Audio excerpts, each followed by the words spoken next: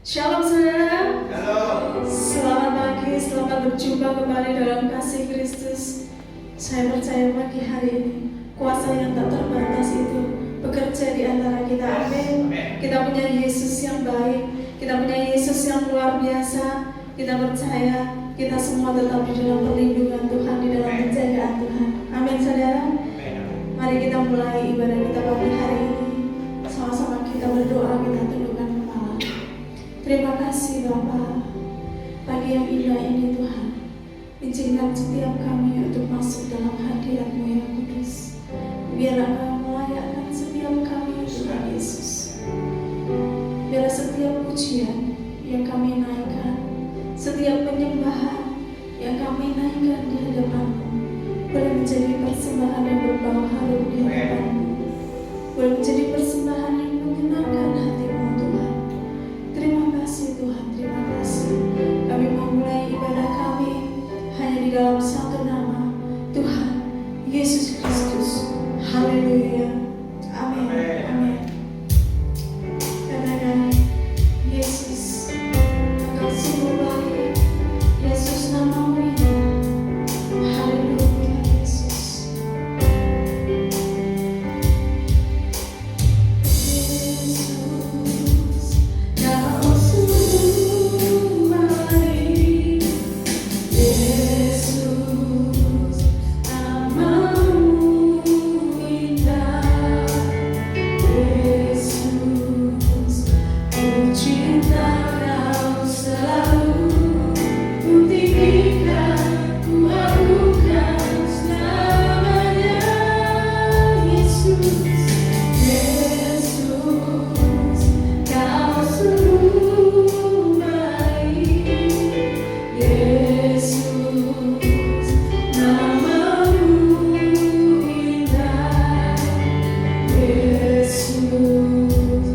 Ku cinta Kau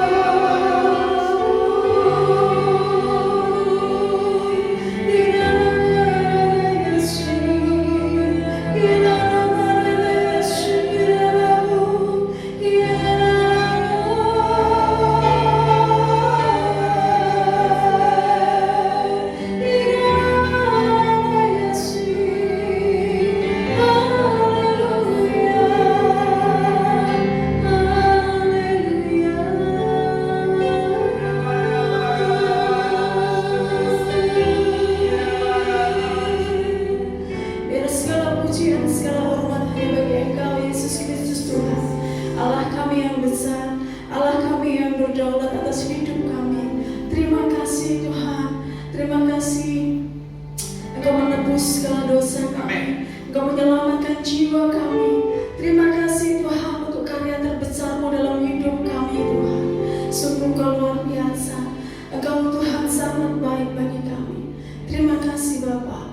Di dalam nama Tuhan Yesus Kristus. Haleluya. Amin. Amin. Saya udah semua bagi berdiri saudara. Mari kita bersama-sama bagi Allah kita. Sebab Dia hidup. Ada hadiah. Yesus namanya, Dia menyembuhkan luka, menyucikan yang mati, tebus dosaku,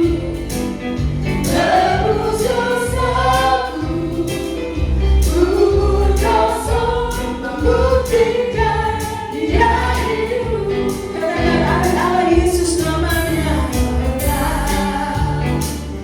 Yesus namanya menyembuhkan, menyucikan yang mati, tebus dosaku, kubur kosong, membuktikan Dia hidup. Sabda hidup. Ada hari esok, sabda hidup. Ku tak berlari, karena ku tahu Dia berikan hari esok.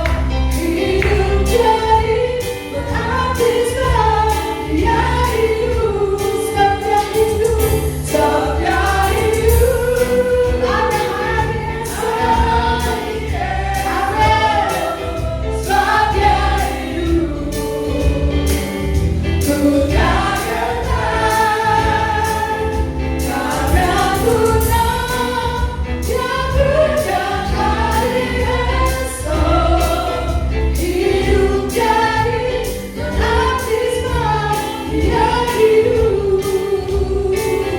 Hidup jadi berarti sebab Dia hidup.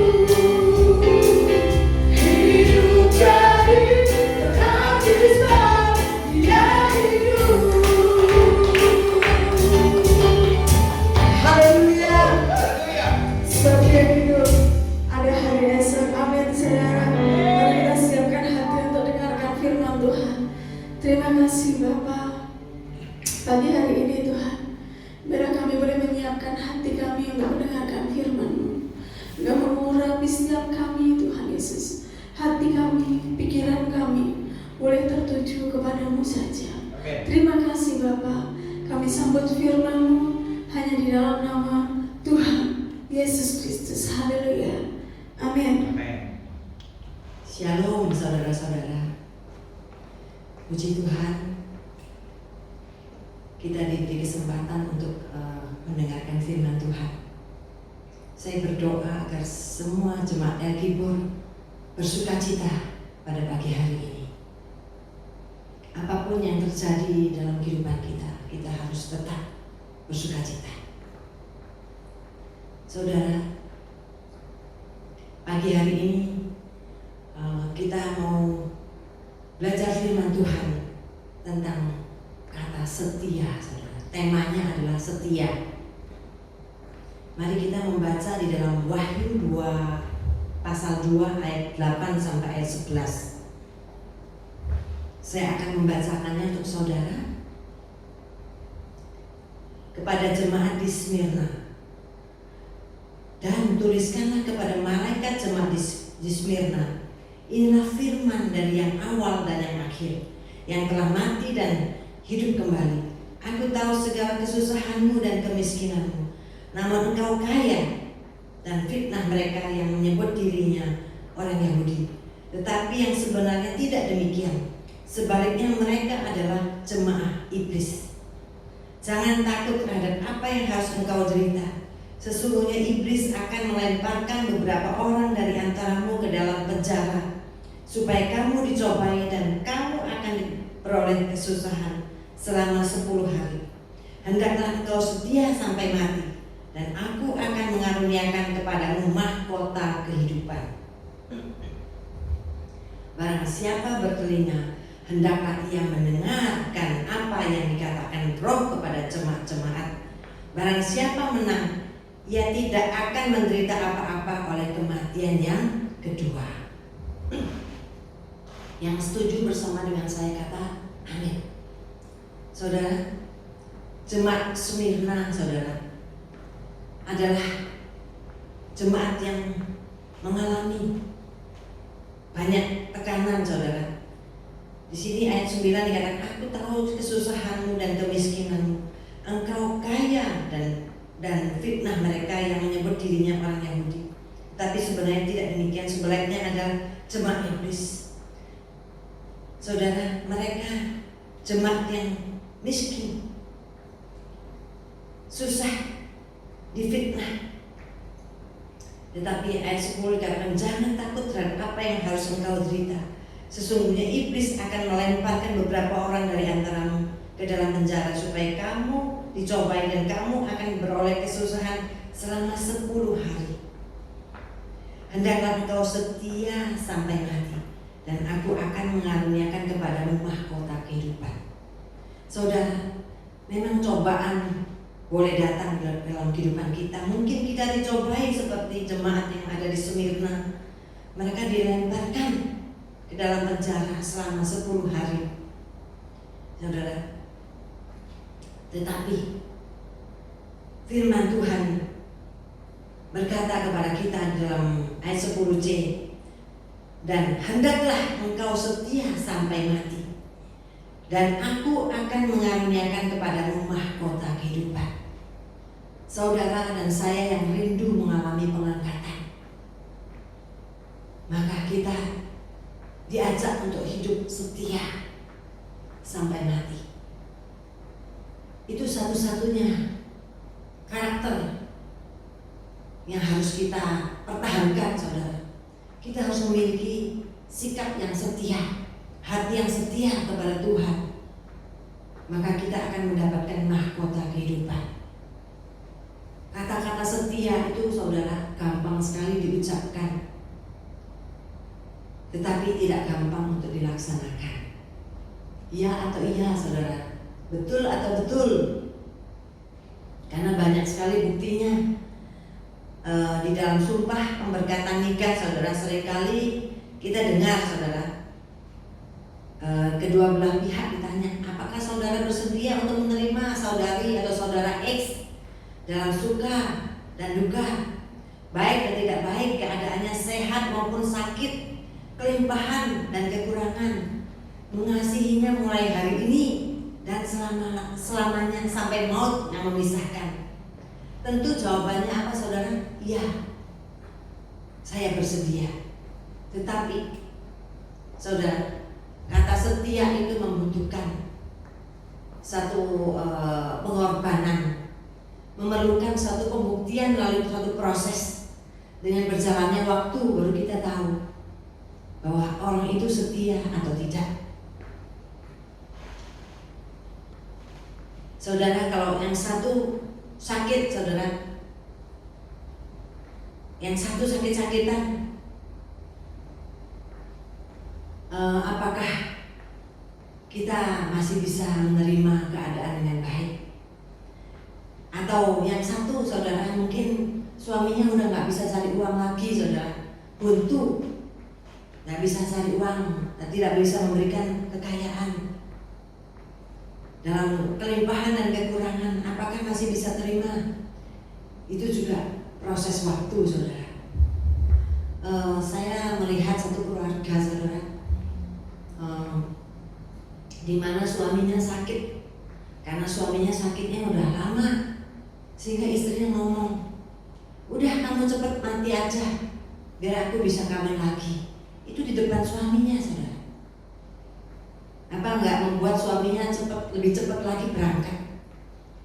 Saya percaya di dalam jemaat El Gibor enggak ada yang seperti ini, ya. Saudara, memang, saudara, kalau orang dalam keadaan kelimpahan, gampang sekali untuk bisa setia, saudara, dengan sahabatnya atau dengan suaminya, dengan istrinya. Tapi kalau dalam hal kekurangan, apakah kita masih bisa setia, saudara? Itu perlu satu pengujian. Amsal 14 ayat 20 dikatakan, juga oleh temannya orang miskin itu dibenci, tetapi sahabat orang kaya itu banyak. Itu firman Tuhan yang mengatakan, saudara. Amsal 19 ayat 4 dikatakan, kekayaan menambah banyak sahabat. Jadi orang yang uangnya banyak itu sahabatnya itu orang-orang datang dewek, saudara. Tetapi orang miskin ditinggalkan sahabatnya. Jadi ini sudah umum, saudara. Kalau orang yang banyak uang pasti banyak sahabatnya. Tapi orang yang nggak punya, saudara, maka orang-orang akan mengunci pintu atau pura-pura nggak lihat kalau ketemu dengan kita. Saudara, pagi hari ini firman Tuhan mengajarkan kita, hendaklah kita tetap setia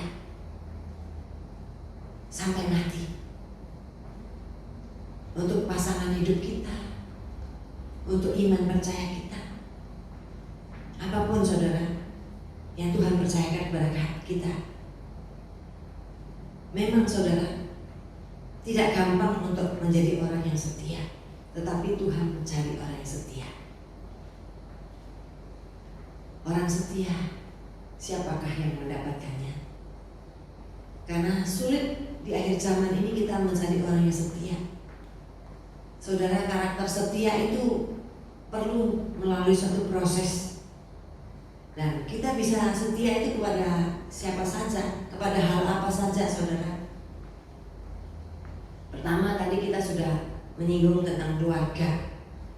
Setia terhadap perkawinan, saudara. Apapun yang terjadi, mungkin hari-hari ini suamimu atau istrimu sedang lesu, ekonomi sedang lesu. Jangan membuat keadaan menjadi lebih sulit. Karena Alkitab juga mencatat bahwa bukan hanya suami yang cari uang, istri yang cakap itu adalah istri yang juga bisa menghasilkan, punya pekerjaan, saudara. Jadi jangan dikira ibu rumah tangga itu cuma melulu masak dan cuci ngepel. Tidak seperti itu, saudara. Wanita yang cakap itu adalah wanita yang juga punya profesi, punya pekerjaan, saudara, bisa menghasilkan uang. Saya punya seorang teman, saudara, ketika dia melihat suaminya yang bekerja di orang lain itu kok nggak kaya-kaya ya, akhirnya apa yang terjadi? Akhirnya dia menjual diri, saudara, karena dia nggak bisa usaha. Dia tidak mau berusaha untuk menjual sesuatu atau membuat sesuatu, memproduksi sesuatu, malah dia menjual dirinya. Itu adalah contoh keluarga yang tidak setia, saudara. Di dalam hal apa saja kita bisa setia, saudara. Di dalam pekerjaan, saudara, apa yang Tuhan percayakan kepada kita, ayo kita setia. Jangan gampang putus asa dengan pekerjaan yang memang Tuhan sudah berikan untuk kita. Ini saya ada satu contoh ya, seorang anak yang masih muda, temannya Hans, saudara. Dia orang tuanya bukan orang yang miskin, saudara. Dia punya usaha cukup besar, oli. Selain itu juga keluarganya punya beberapa rumah untuk dikoskan. Jadi secara materi dia cukup. Tetapi anak ini adalah anak yang beriman dan cinta Tuhan, dan dia memulai satu usaha yang baru dengan menjual makanan di satu kampus, saudara. Akhirnya berkembang ke 5 kampus. Dan suatu hari dalam keadaan PSBB ini, saudara, anak ini beberapa hari yang lalu anak ini hendak diwawancara oleh orang yang ada di kampusnya untuk menjadi suatu contoh ya, menjadi suatu model bahwa ini loh pekerja keras yang setia melakukan pekerjaannya, maka dia berhasil. Dan pada waktu menjelang dia akan diwawancara itu dia merasa badannya begitu lemah, dan anak ini seperti mau mati rasanya, seperti dia sesak nafas, saudara, sampai hampir nggak bisa bernafas, saudara. Dia merasa dia sudah menuju kematian. Tiba-tiba dia merasa dapat serangan yang seperti itu, dan pada waktu itu akhirnya dia melihat satu pertolongan dari Tuhan. Dia bertemu dengan Tuhan Yesus, saudara. Dan Tuhan Yesus mengatakan bahwa aku akan memberkatimu, aku akan melindungimu, aku akan menyembuhkan engkau. Dan ketika dia bertemu dengan Tuhan Yesus, saudara, apa yang terjadi? Akhirnya dia seketika itu juga dia sembuh. Dan setelah dia sembuh, saudara, pada waktu dia masuk ke kamar mandi, Tuhan berbicara kepada dia, beritahukan kesaksian ini kepada Hans. Jadi temannya Hans, anak saya, saudara. Anak ini adalah anak yang setia, saudara, melayani Tuhan. Jadi dia mengatakan, dia sering bersaksi kepada Hans bahwa dia bekerja juga untuk melayani Tuhan. Dia pernah datang ke rumah kami dan kami sudah bertemu anak ini. Jadi saudara, di dalam hal pekerjaan pun kita juga harus setia, saudara. Anak ini, saudara, masih muda, saudara. Usianya baru 20-an, 20 lebih, saudara. Tetapi dia sudah punya penghasilan yang cukup, ya saudara. Dia bisa mempekerjakan banyak pegawai, saudara. Karena dia mau bekerja keras, saudara. Dia mau setia dengan pekerjaannya. Pekerjaan itu bukan hanya pekerjaan untuk menghasilkan uang saja, saudara. Termasuk juga pekerjaan pelayanan, saudara. Kita harus setia di dalam pekerjaan pelayanan. Kita coba setia di dalam hal perkara kecil, saudara. Maka Tuhan akan mempercayakan kepada kita perkara yang lebih besar. Yang setuju katakan amin, saudara.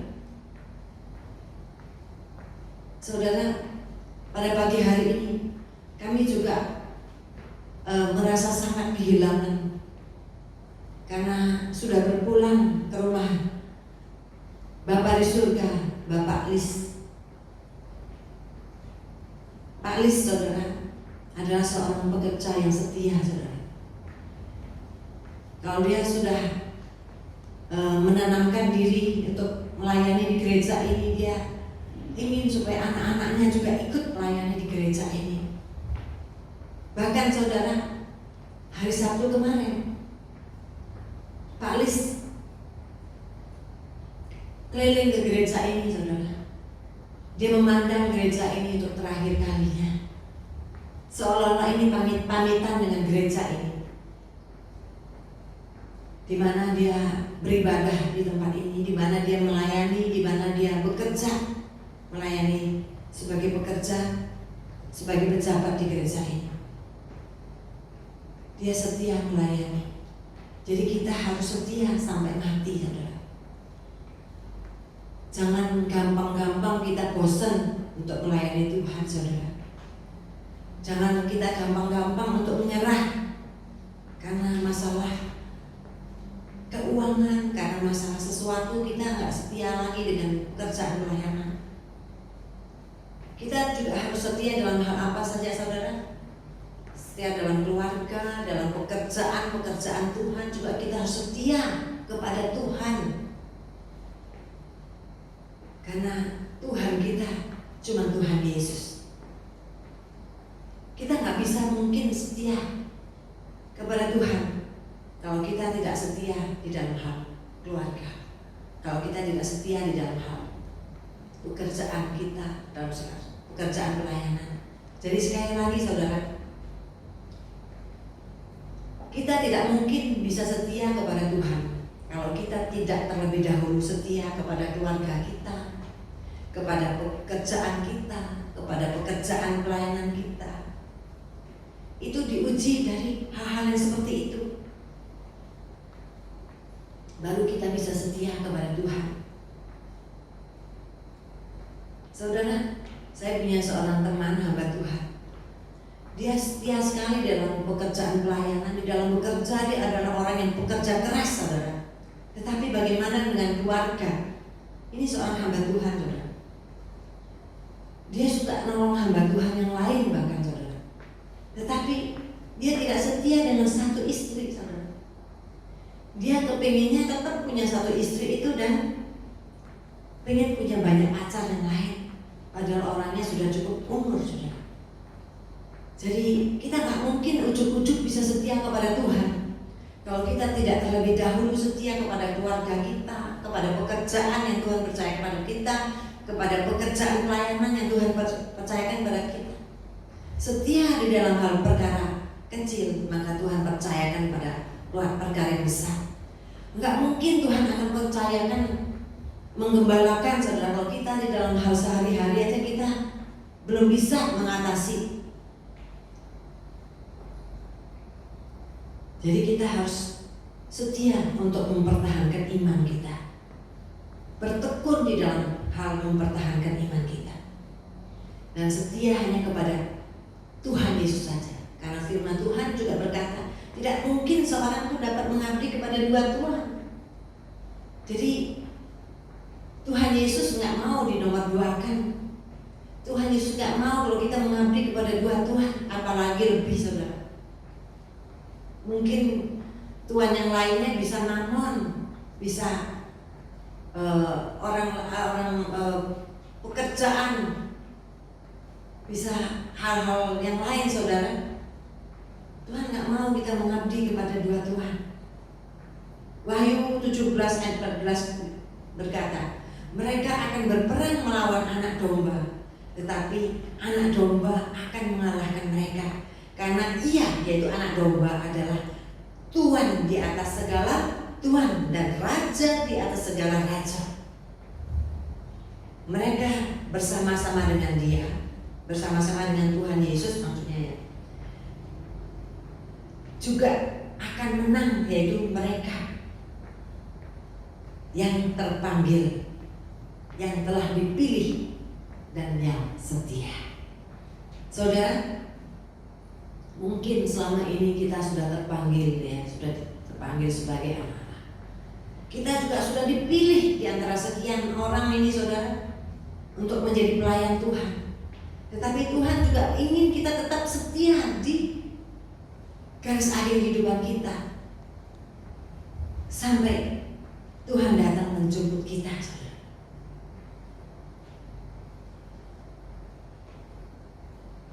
Akhirnya, saudara, kesetiaan kita kepada Tuhan itulah yang menentukan kita nanti akan hidup atau matinya, saudara, atau mati iman kita nantinya. Hendaklah engkau setia sampai mati, dan aku akan mengaruniakan kepadamu mahkota kehidupan. Saudara, kalau kita setia sampai mati, saudara, maka Tuhan akan mengaruniakan kepada kita mahkota kehidupan. Mahkota kehidupan itu, saudara, tidak bisa diperjualbelikan, saudara. Mahkota kehidupan itu diberikan kepada setiap orang yang setia sampai mati kepada Tuhan Yesus. Saudara rindu untuk mengalami rapture, untuk mengalami pengangkatan? Yang rindu, mari kita setia sampai mati. Karena setia sampai mati itu adalah harga mati, gak bisa ditawar, saudara. Setia beriman kepada Tuhan Yesus saja, setia berdoa, setia baca firman, saudara. Jangan bosan-bosan untuk dengar firman Tuhan. Mungkin saudara selama berapa bulan ini menunya gak banyak, saudara. Yang bawa firman juga cuma 3 orang, saudara. Tetapi kalau kita gak bosan dengar firman Tuhan, karena firman Tuhan itu adalah makanan rohani kita. Setia juga di dalam hal bersaksi atau menjadi kesaksian bagi orang lain, saudara. Bukan hanya baca firman atau berdoa, tapi setia untuk menjadi saksi, menjadi Injil yang hidup. Demikian juga setia di dalam hal menantikan kedatangannya yang kedua kali. Itu diperhitungkan oleh Tuhan. Setia rindu menantikan kedatangannya, maka saudara dan saya akan mendapat mahkota kehidupan. Orang-orang yang mendapatkan mahkota kehidupan tentu saja akan mengalami rapture. Saudara, kita sudah sering kali mendengar apa saja yang harus kita lakukan kalau kita ingin mengalami rapture. Bahkan tadi kita sudah dengar firman Tuhan. Kita setia kepada keluarga, setia kepada pekerjaan, setia kepada pekerjaan Tuhan, setia pada iman kita kepada Tuhan Yesus, maka kita akan mengalami rapture. Tetapi ada pesan sponsor, saudara. 2 minggu lebih yang lalu, saudara, saya mendengarkan firman Tuhan yang disampaikan oleh Benny Hinn, saudara. Saya sering mendengarkan firman Tuhan dari Benny Hinn, saudara. Tetapi hari itu, saudara, saya begitu kaget, saudara. Ada firman Tuhan yang disampaikan Benny Hinn waktu itu pagi-pagi, saudara, diingatkan oleh Roh Kudus untuk menyampaikan apa yang harus kita lakukan kalau kita left behind, tertinggal pada waktu pengangkatan. Saya mengatakan ini bukan berarti saya ingin saudara semua tertinggal, tetapi semua itu harus dipersiapkan, saudara. Kalau saudara ingin mengalami rapture, saudara harus bersiap sedia. Tetapi saudara, apa yang harus kita lakukan kalau kita sampai ada yang tertinggal? Nah, itu yang banyak orang belum prepare, saudara. Karena tidak semua orang akan diangkat. Bukan berarti Tuhan gak mau angkat semua orang, tetapi banyak yang tidak qualified untuk mengalami rapture. Nah, what to do when miss rapture, kalau kita tertinggal pada waktu pengangkatan? Saudara, saya catat ini, saudara, di satu buku. Setiap ada pesan penting itu saya catat di buku itu, saudara. Dan saya memberitahukan kepada anak-anak saya. Jadi kalau ada apa-apa, ini buku ini, anak-anak boleh baca buku ini. Jadi pesan-pesan penting Tuhan itu saya catat. Saya mengharapkan supaya saudara sekalian juga hendak bisa mencatatnya, saudara, karena ini penting, saudara. Sekali lagi, saya tidak mengharapkan saudara tertinggal, tetapi ini catatan penting kalau ada yang left behind, yang tertinggal. Saya mencatat ada beberapa, ada 15 poin, saudara, yang disampaikan oleh Benny Hinn yang penting untuk kita simak, saudara.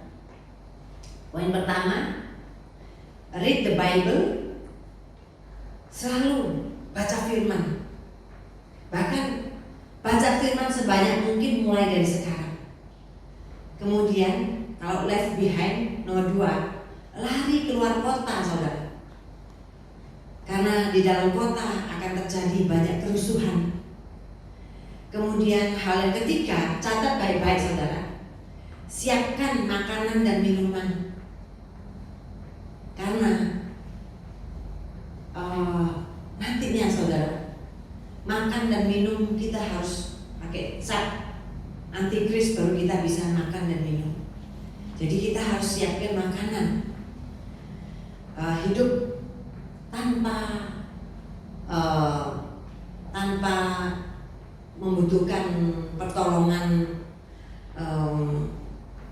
maksudnya tanpa jual beli. Kita harus prepare semua itu. Poin keempat, ini yang gak enak didengar, saudara. Pada waktu kita mengalami left behind, tertinggal, lebih baik lebih cepat mati. Maksudnya mati itu bukan mati bunuh diri, ya saudara. Mati karena kita tidak menyangkal Tuhan Yesus. Umpamanya kita kena tangkap, saudara, kita jangan sekali-sekali menyangkal Tuhan Yesus. Kalau kita tidak menyangkal Tuhan Yesus, kalau kita tetap mempertahankan iman kita, maka kita akan pasti dibunuh. Jangan terima false miracle. Maksudnya mujizat-mujizat yang palsu itu banyak sekali yang mengelabui mata kita. Kemudian poin kelima, siap-siap untuk mengalami penganiayaan, saudara, atau dibunuh seperti yang tadi saya sudah sampaikan, saudara. Siap-siap untuk mengalami penganiayaan. Kalau kita tertinggal, mau atau nggak mau, kita harus siap untuk mengalami penganiayaan. Kecuali kita mau ikut antikris. Poin yang ke-6, jangan pernah menyangkal Tuhan Yesus. Maka kalau kita menyangkal Tuhan Yesus, harganya apa, saudara? Kita harus ada di neraka selamanya. Oleh karena itu ya, saya minta jemaat dan keyboard mencatat semua itu. Jangan pernah menyangkal Tuhan Yesus. Poin ke-7, tetap kita harus menangkan banyak jiwa bagi Tuhan Yesus. Berusaha untuk menangkan jiwa bagi Tuhan Yesus. Kemudian 8, pray always. Jadi always pray. Selalu berdoa. Kita tetap harus berdoa di masa apapun juga.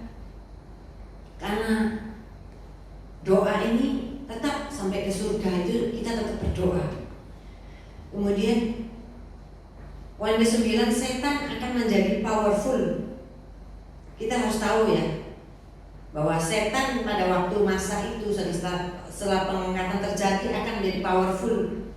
Jadi kita sebagai orang yang tertinggal harus hati-hati. Poin yang ke-10, siap-siap untuk dihianati oleh orang-orang terdekat kita. Mungkin orang tua kita, mungkin saudara kita, mungkin pasangan hidup kita, mungkin anak kita akan menjual kita kepada antikris. Kita harus siap-siap untuk dihianati kalau tertinggal, saudara.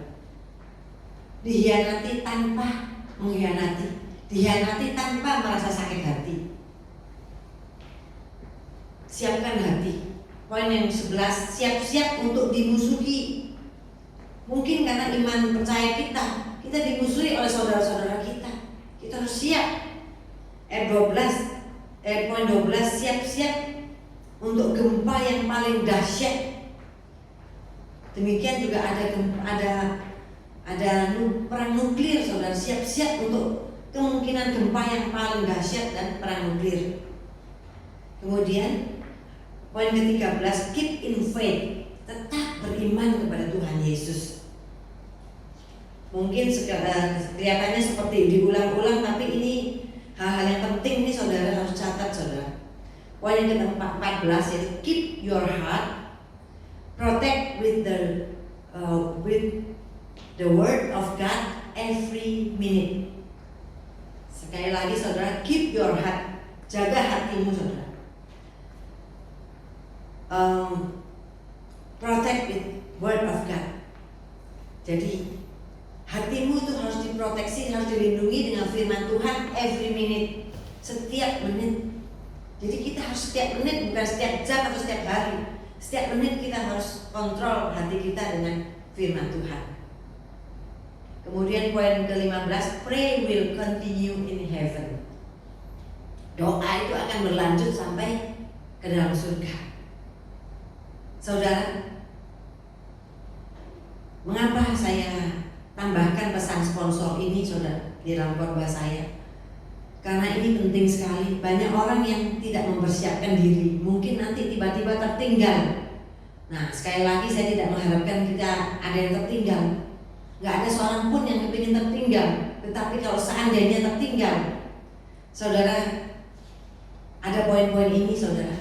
Kalau yang gak jelas, saudara bisa kontak saya, minta poin ini, saudara. Mungkin saya bisa foto, kirim ke saudara. Karena saudara, hari-hari ini antikris sudah gak tedeng aling-aling lagi, gak sungkan-sungkan lagi menunjukkan diri. Jadi tidak lama lagi akan terjadi rapture. Saya gak tahu kapan, saudara, tapi tidak lama lagi. Yang penting kita harus prepare semuanya. Saya pun berkata kepada anak-anak, kita harus prepare mulai dari sekarang. Terus prepare. Mulai dari saat ini, saudara dengar firman Tuhan, mari kita prepare, persiapkan diri untuk kedatangan Tuhan yang kedua kali. Karena dia adalah pengantin laki-laki kita. Jadi kita sebagai pengantin perempuan tuh harus siap-siap, saudara, menghias diri kita. Karena sekali lagi antikris tuh gak tedeng aling-aling. Kemarin saya ditunjukkan sebuah mobil yang bagus saudara, tapi nomornya nggak bagus. Nomornya L666 AX. AX itu artinya apa? Antichrist. Jadi antikris itu sudah nggak tedeng alin-alin untuk menunjukkan dirinya. Mereka pamer bahwa mereka bangga mereka sebagai antikris. Oleh karena itu saudara sebagai orang yang bijak, saudara dan saya sebagai orang yang bijak, mari kita mempersiapkan diri kita dengan baik. Setia sampai mati. Apapun yang Tuhan percayakan kepada kita, ayo kita setia. Setia dengan iman, percaya kita kepada Tuhan Yesus. Dimulai dari hal setia dalam keluarga, dalam pekerjaan pelayanan, di dalam iman kita, saudara, mempertahankan iman kita. Itulah firman Tuhan yang kita sudah terima pada pagi hari ini. Mari kita menutup di dalam doa. Bapa yang kami sembah di dalam nama Tuhan Yesus, betapa kami bersyukur kepadamu karena Engkau adalah Allah yang setia. Jadikan kami Tuhan anak-anakmu yang setia Bapa, menteraikan firman-Mu ke dalam loh hati kami. Kami berdoa untuk umat-Mu Tuhan Yesus El Gibor yang mengalami hari-hari ini mengalami sakit penyakit, yang hari-hari ini mengalami kesusahan di dalam hal ekonomi. Mari Tuhan Yesus, Kau berikan terobosan baru, Kau berikan kesembuhan, Kau berikan pemulihan, Kau berikan jalan baru bagi kami Tuhan Yesus. Kami berdoa untuk jemaat El Gibor yang mengalami masalah, yang menemui jalan buntu. Mari Tuhan Yesus, Engkau yang bukakan pintu berkat, Kau yang bukakan terobosan baru, breakthrough dalam setiap permasalahan kehidupan kami. Terima kasih Tuhan Yesus, urapan-Mu yang baru terjadi. Hadirat-Mu senantiasa menyertai kami di dalam doa kami. Kami berdoa Tuhan Yesus, kalau beberapa minggu ke depan ini mungkin kami akan membuka ibadah kembali di tempat ini. Kami berdoa supaya Engkau turut bekerja sama untuk mendatangkan kebaikan, kesembuhan, pemulihan atas jemaat-Mu El Gibor. Kami akan menutup doa ini hanya di dalam satu nama, Yesus Kristus Allah yang hidup selamanya. Semua katakan amin. Baik saudara, kita akan mengakhiri ibadah kita pagi hari ini. Sebelum kita mengakhiri, kita akan menerima perjamuan kudus. Sehingga semuanya untuk bangkit berdiri saudara. Kita ambil satu pujian. Karena salibnya kita hidup, kita beroleh hidup yang baru. Haleluya Yesus.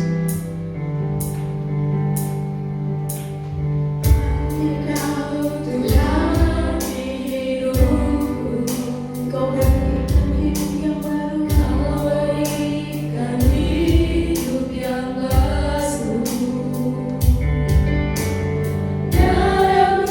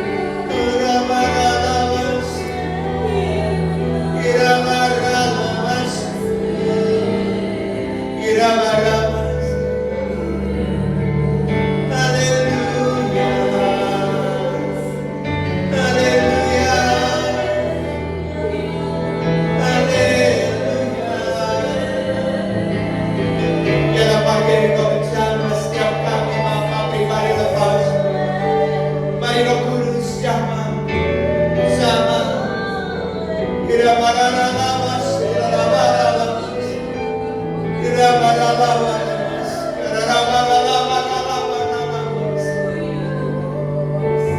hati yang haus saat ini kau dipuaskan. Terima dia, terima. Kami haus Tuhan akan Roh. Kami senantiasa haus akan Roh. Biarlah Tuhan, setiap hari kami haus akan Roh, akan hadirat Bapa. Terima kasih ya Bapa, terima kasih Tuhan. Sebentar lagi kami akan masuk dalam perjamuan kudus. Ini adalah roti dan anggur biasa, tapi kami percaya oleh kuasa-Mu akan menjadi berkat atas setiap kami yang menerima. Terima kasih Bapa, terima kasih, berkati para pelayan, berkati jemaat yang akan menerima tubuh dan darah-Mu sendiri.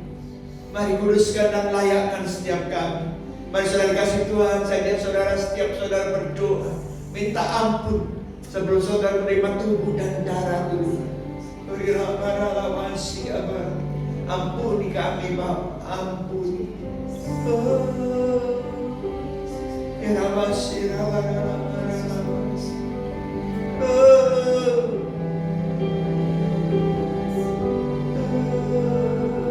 Mari kuduskan kami.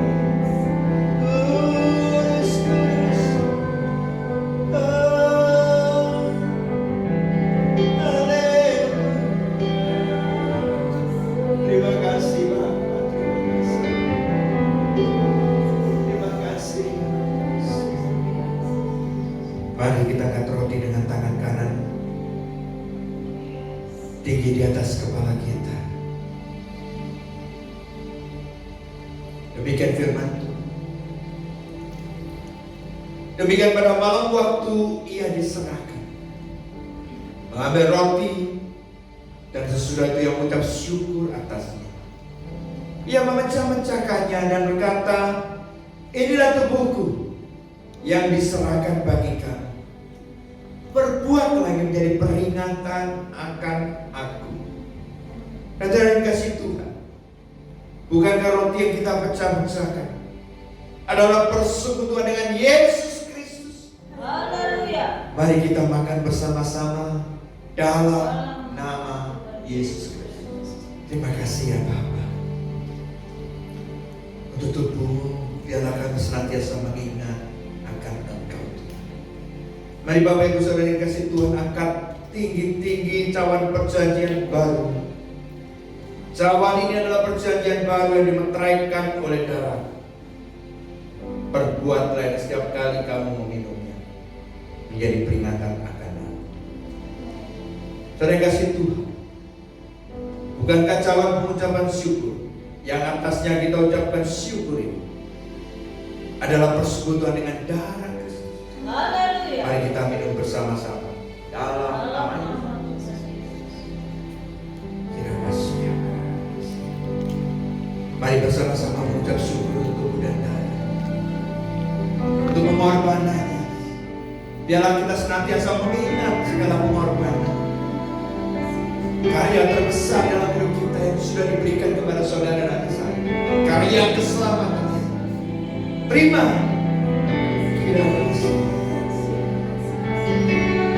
Terima kasih Bapa. Terima kasih Bapa. Ucap syukur. Ucap syukur. Ucap syukur. Terima kasih. Terima kasih. Terima kasih.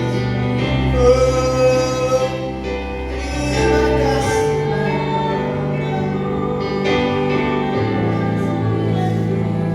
Terima kasih. Terima kasih. Kami sudah menerima tubuh dan darah. Kami percaya pagi hari ini kami sudah bersatukan kembali dengan Engkau. Yang sakit sudah disembuhkan, yang lemah dikuatkan, dan yang terluka sudah dipulihkan. Terima kasih Bapa.